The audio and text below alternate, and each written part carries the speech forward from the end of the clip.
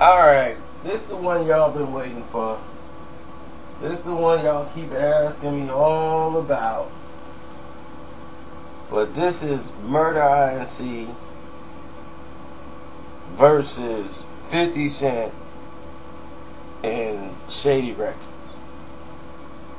And the reason why I gotta title it like this is because Ja and 50 Cent were just the cornerstones of what became a much bigger scenario.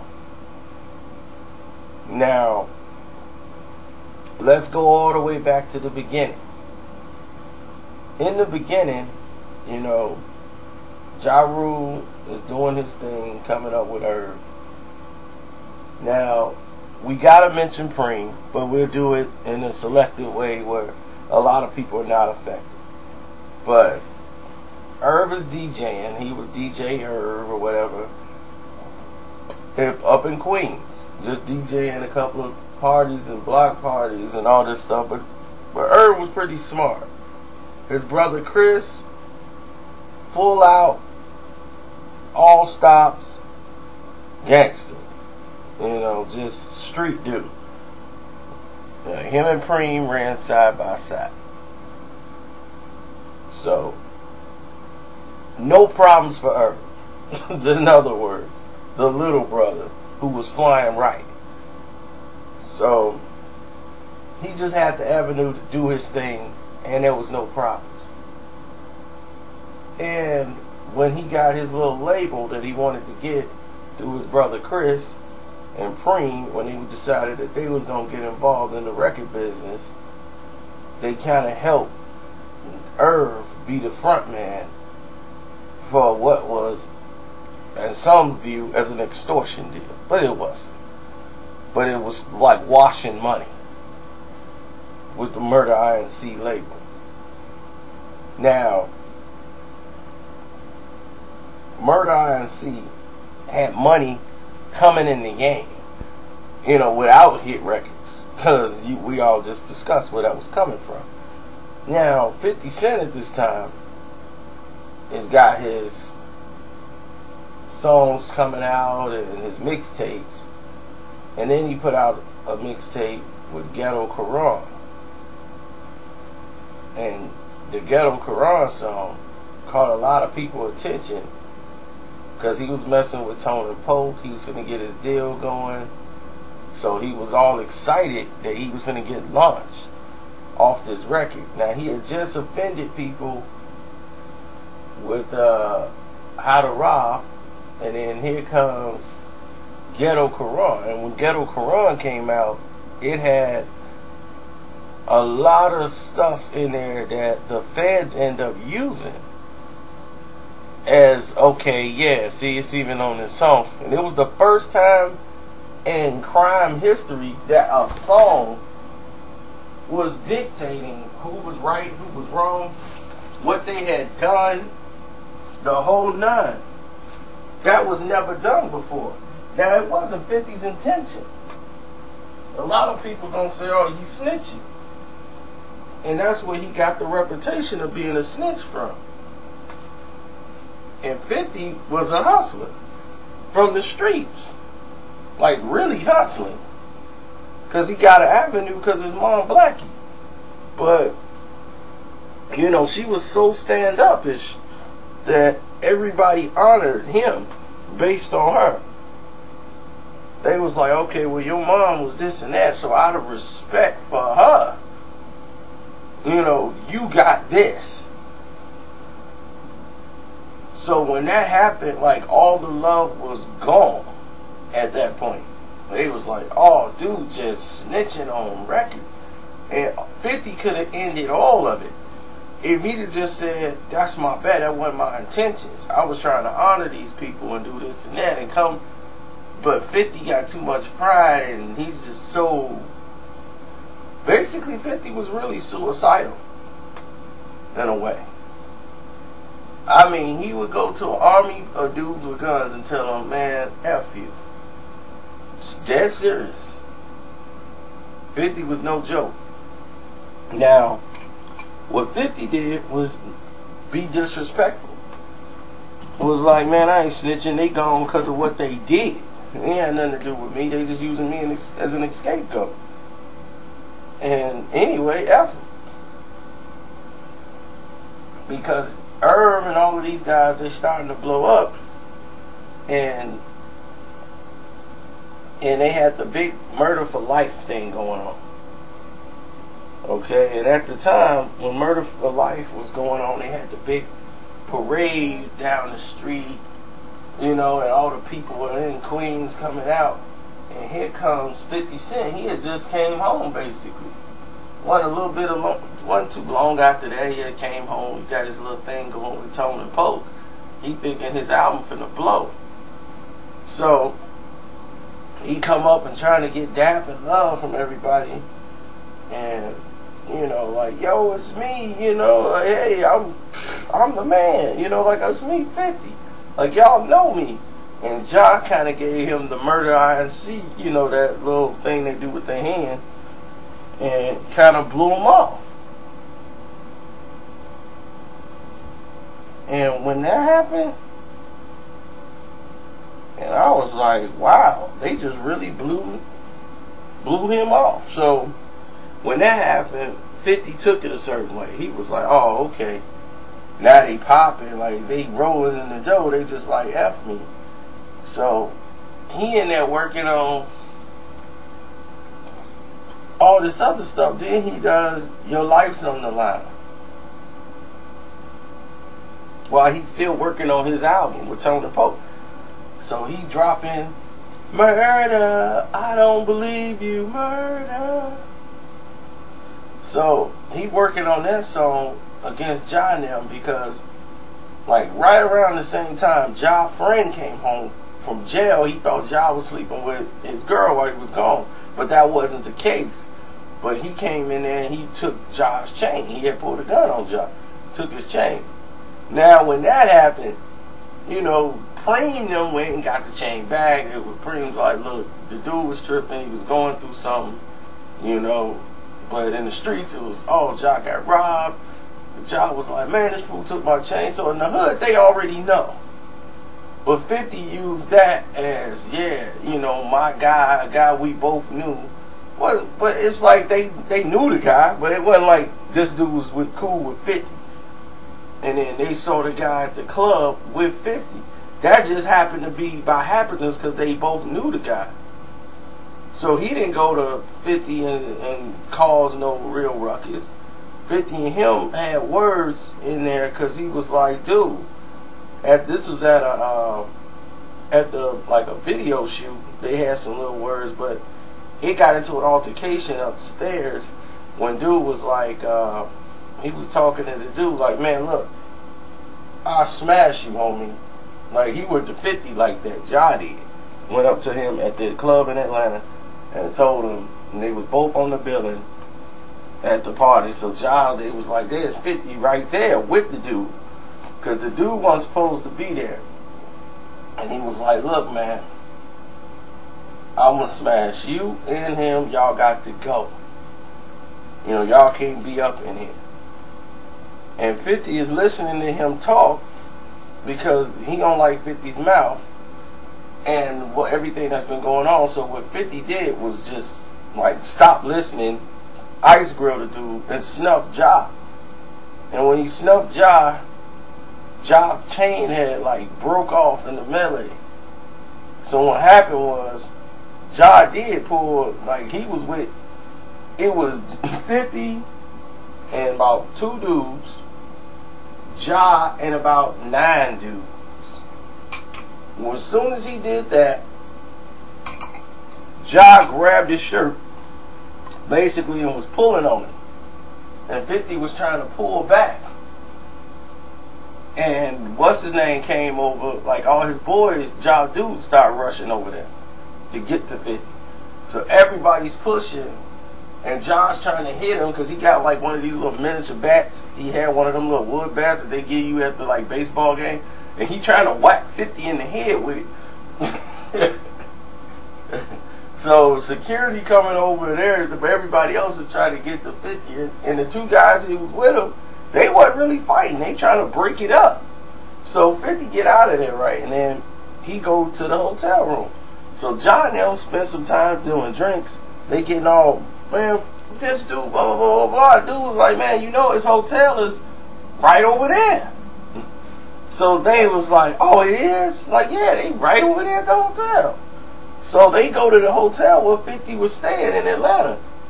And, man, they start kicking the door in, trying to get in there to him. Like, trying to break the door down. And 50 did something where he got something up against the door so they couldn't come up in there. And somebody called the police. And John and them got arrested. Like, they took everybody in. They took 50 in. They took John. They took everybody to the station that night. That was never really reported. But if you read the papers, they ain't going to say 50 Cent and Ja Rule got arrested. They're going to say Ja Rule and some friends was arrested. So the whole situation was dead and over with. But 50's gotten a buzz off of it because they was like, oh, he had a fight with Ja Rule in Atlanta. The artist 50 Cent.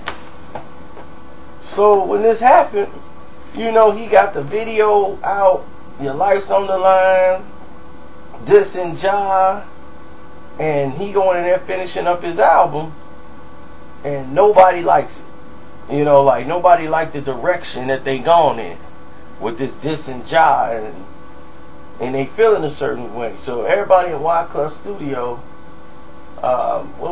downtown New York, and there was a lot of people there that was downstairs. Tone and Polk was upstairs with they just happened to have a recording session at the same time.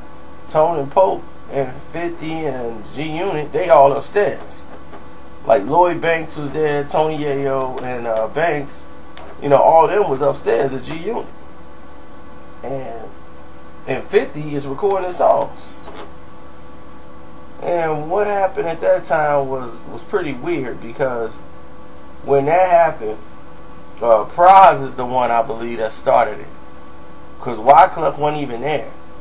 It was Praz and a lot of dudes. They was down there drinking and smoking down there in the session. And Ja was talking about, you know, like, man, when I this 50 dude, I smash him. And this and that. And Praz just put him on blast.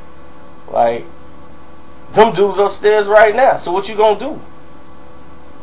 You know, you doing all this talking, the dudes is right upstairs. So what you gonna do?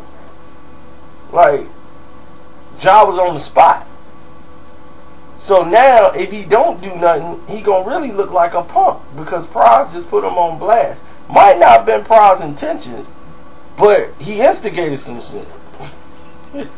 Because once he said that, it was over. Ja had no choice but to go upstairs now.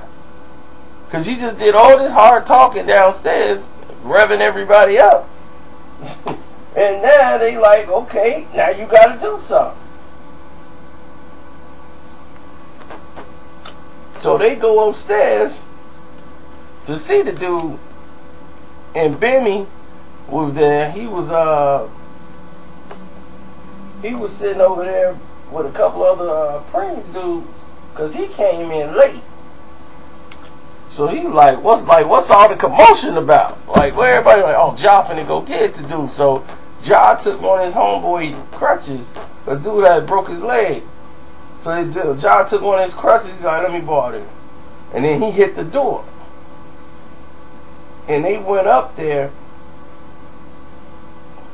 And when they got up there, they was like, yeah, what's up now? It was on. Once they saw each other, they knew what time it was. 50 was like, oh man, like it caught him off guard. Like, wow. Like he didn't even know they all was in the building when they went up there. So when they went up there, it was like, oh man.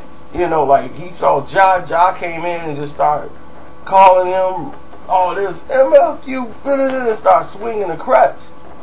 And he was swinging at Tony Yayo. Because Tony came up like, whoa. Tony kept trying to catch it.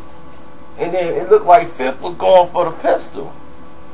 And he was searching for it. So when they saw him doing that, like he was looking like, man, what am I? Because he was backing up. And when he started doing that, that's when they hit the lights. Like, oh no, he finna start blasting. So let me hit the lights.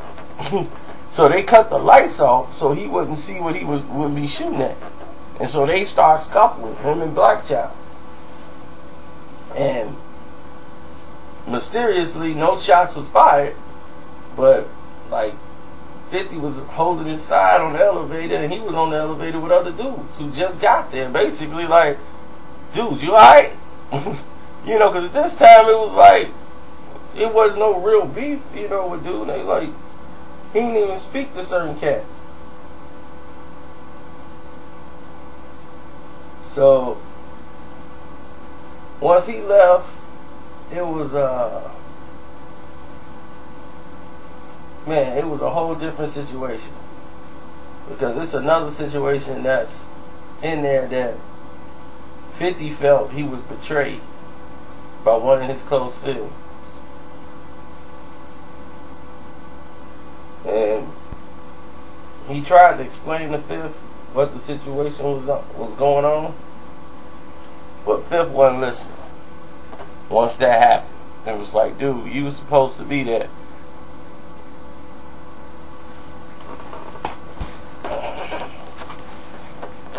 And then that's why he put up in Mini Man, dude switch sides on me, let dudes ride on me.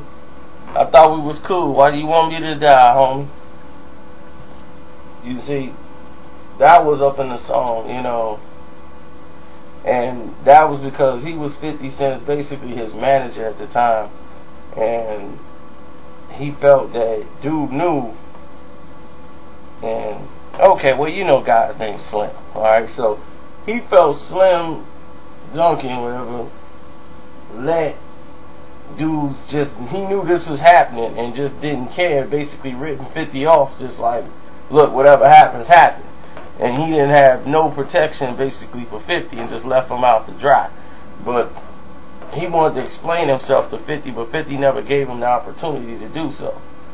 So when that was said and done, it was over at that point. It's like, look, it's done. What's done is done. There's nothing more you could do about it to try to improve the situation, because it's completely over at this point. Focus on your next mission, because this mission is done. So after this, Ja is like the biggest thing in the world, you know, and still like 2 weeks later 50 gets shot.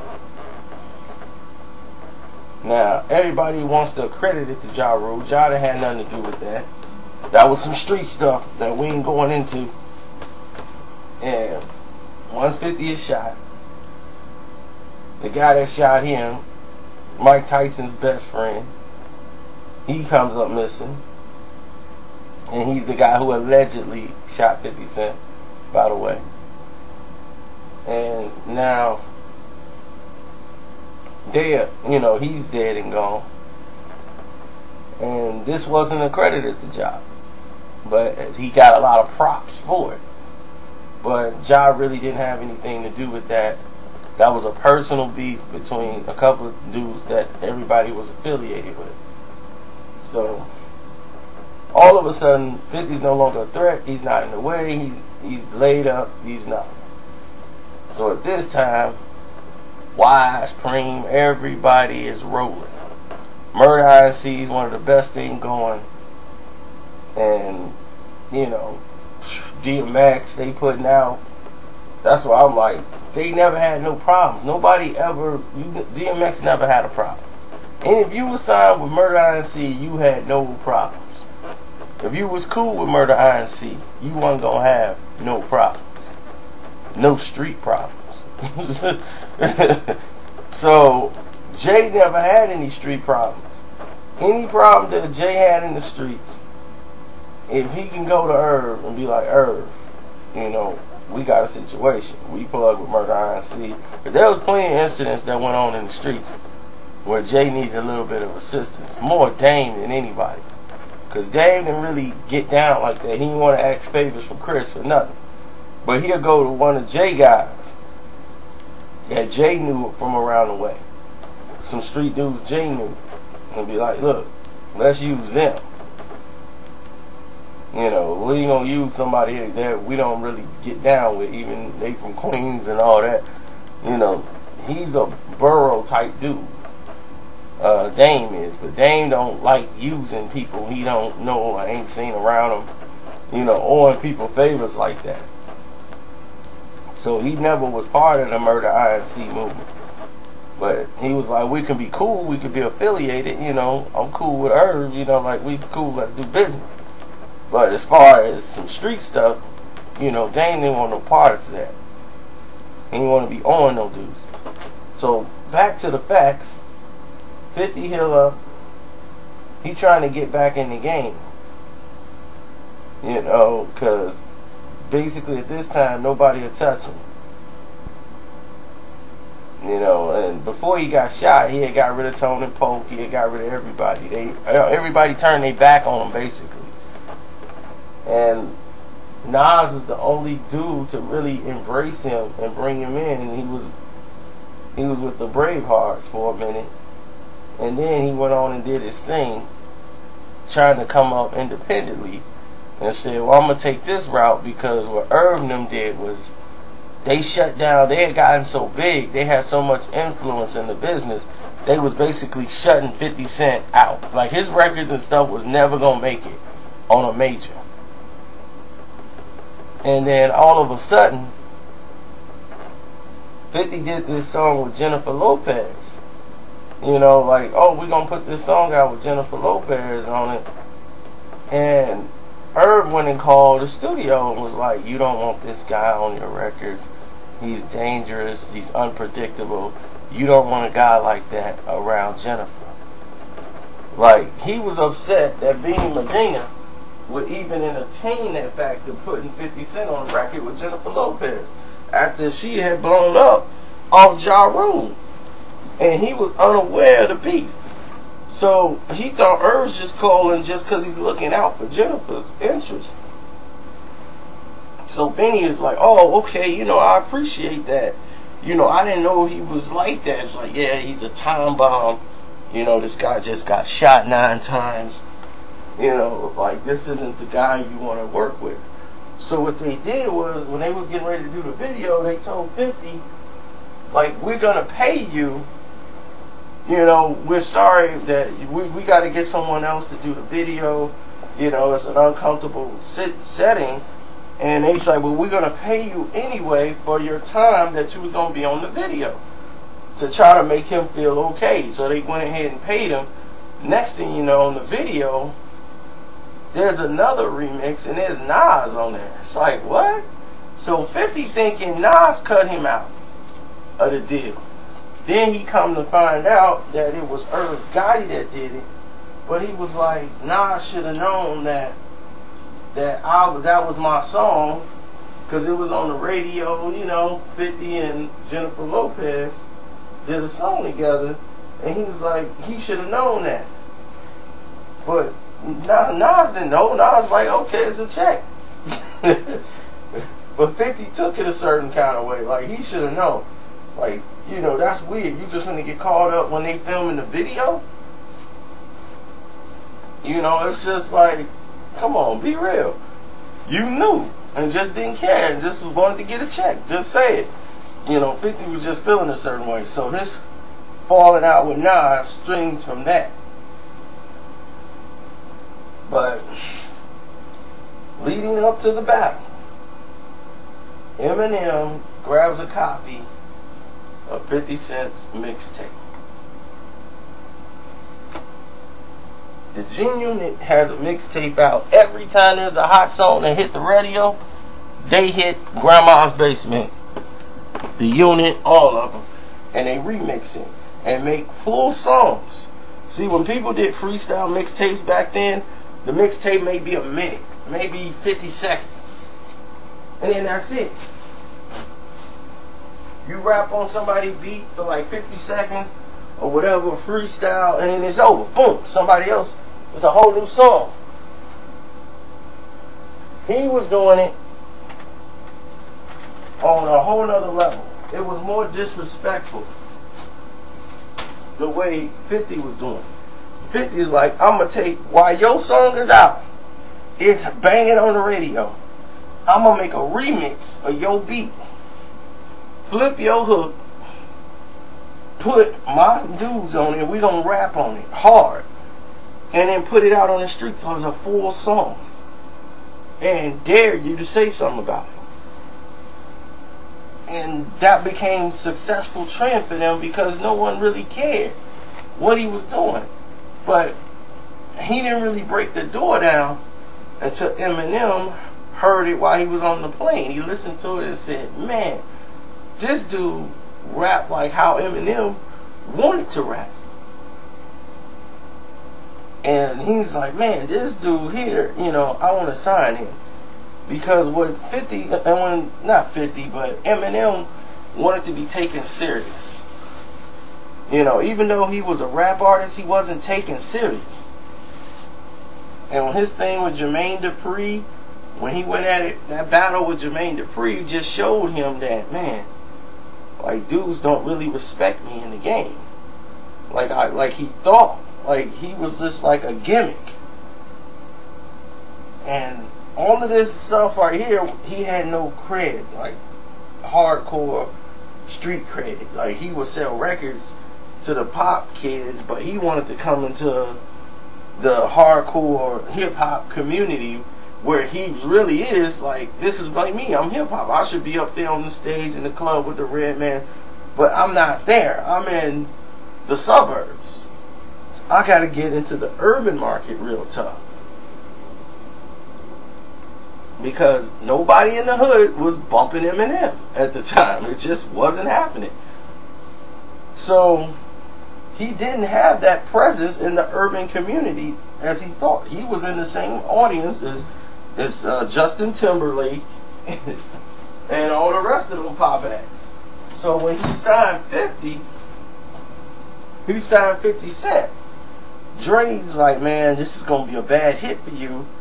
Let me come in on it. Because he's like, you know what, I'm not even with it, but if you fail, at least we fail together. We have a chance to make some money off of it.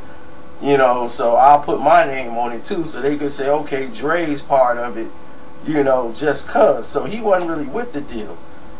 Because even when they met, like, M was the one that was like, yeah, man, you know, like, Dre was like, okay, well, it's going to be good to work with you. You know, it was all business with Dre. That's all it ever was. So that's why to this day 50 is like, M is my guy. Dre, you know, it is what it is, you know, it's just business. But him and M was like brothers. And when it all was going down, you're looking at two levels of like success with Dre and Eminem, because they making a lot of money. They got a lot of like leeway, a lot of avenues, a lot of doors is gonna open up. With 50, all he has to do is perform. But they don't know what 50 look is gonna be. So they say, you know what, Ja Rule is so big right now. Let's not go after Ja Rule. Let's just focus on building your own brand. And I don't want you to diss Ja on none of the songs. So 50 said, alright, cool, you know, we won't even diss Ja, you know, even though he had done it a little bit on the radio. But once they signed 50 Cent, now Ja has to do an interview. It was right around the time Ja had to do his Source interview, Source magazine interview. So now he's saying, if you, he comes out and tells, you know, the world, like, yeah, they bragging about how they beat up 50 Cent and this and that in the interview. And then he's saying, if you gonna authorize 50 Cent to come at me, then I'm gonna have to come after your company and shut you down. Once he said that in an interview, that's when M got hot and it was like, now he's gonna come after us, Ja Rule? So he was like, you know what, let him have it. Because the first songs 50 was putting out, they were trying not to come after Ja Rule. You know, he was doing a couple of songs on the 8 Mile soundtrack. Because that's when 50 came in, M had to do 8 Mile. So the 8 Mile soundtrack, 50 Cent was recording songs during that time. Because Eminem was working in between projects, so he was like, come on, you know, let's work on this together. So they kind of come up with, they had places to go, people to see. You know, they coming up with all these songs. But it had nothing to do with Ja Rule. But once that interview was out, he was like, oh, go ahead, do what you want to do. You know, knock it out. That's why a lot of songs didn't have a lot to do with Ja Rule at the time. But once that happened, the mixtapes leading up to the release of the album, to the 50 Cent album, oh my God, 50 Cent had a mixtape every week leading up to the release of his CD. And then they come out with the 50 Cent's An Informant, and man, 50 was letting them have it. So all this 50's a snitch, all this stuff, it was just a mess. And it became a war because now it got to the point where 50 is selling 5 million records. Coming out the gate. He's the biggest buzz in hip hop. Now we got a problem. Now we got a serious, serious problem. Because now he's gaining ground on Ja Rule and pounding on the foundation of Ja Rule. Ja Rule's backed by a lot of street dudes, and now 50 got some power where he's at because now he got some money. So wars in the street, there's people getting fighting and people locked up right now doing time behind Murder INC versus G Unit. You know, so what happened was, you know, everything's rolling along fine until they were in Miami. But Eminem wasn't there, but it was a couple of dudes from like D12, from Proof was there, from D12, and he had some artists he was working with, and Ja and them got him. Ja wasn't even there. Irv wasn't even there. I know Irv, I think, was there. Irv Gotti was there, and another dude, like it was some other DJs or and some other guys that was there, but they was down with Murder INC, and an order was given, and Proof got pistol whipped, beat down. And that's Eminem's main guy. They know that. You know, they know that this is M's guy, and he got caught way off square when it was hot. So they were sending a message to Eminem to let him know, like, dude, it ain't safe for you to be out here doing this. So they got shook up. You know, M got shook real. Like, 50's like, dude, it's good. He good. And Proof is a street dude anyway. So he was like, man, that ain't nothing. I ain't got beat down way worse than that. He's like, that ain't nothing but a couple of scratches. But Eminem put out Toy Soldiers, you know, I'm ready to end the beef. And that's what the direction he wanted to go in. He wanted to end the beef. You know, with the whole thing. He wanted to just say, you know, squash this, man. It's going too far. Let's end it, you know. And 50 Cent had to come tell him, like, dude, what did you make that song for in that video? He's like, you made us look soft. Everything you built up for, you just made us look soft. They think that this is the direction you took. Like, you did a song with Jadakiss. You did a song with all the people that I'm dissing on records. He's like, now you see with that, how now they all together making songs going against me. He's like, now you see that? Now that's, oh, you solidifying them doing songs on their records and getting on their songs, and they coming after your company, your product. So what does that look like? You just helping sabotage me yourself. Don't take that direction. Just let them do. They go their way and they go their way. So Eminem had to come out with another freestyle trying to clear everything up. And then once he mentioned Haley, the daughter, and what she gonna be like, and Eminem was receiving email threats talking about some, yeah, you know, like, we got him, what makes you think your family is safe? And Eminem got armed guards. I mean, he beefed security, he got guns, like troops like you wouldn't believe around his house. They escort his daughter. But his baby mom, Kim, was like, look, you endangered my daughter, you put on the record this guy Ja Rule, they roll with killers and he's a killer and my baby's in danger. So You know how the women get, because they not around it. All they see is what they see visually. She don't listen to the songs. She don't know nothing about Ja. All she knows is, now you done put my baby in danger putting her on a song while you at war with this guy. Everybody know he beat down Proof. They didn't already hurt him. Now your life in danger. You got all these security guards. So that you create a stressful environment to where no one is safe, or they feel safe, and they're not used to that type of living. Now you got all this money, but you can't go certain places. When that started happening, you created an atmosphere to where something's gonna happen, to where someone's gonna say, you know what, I gotta stop this. I can't live like this.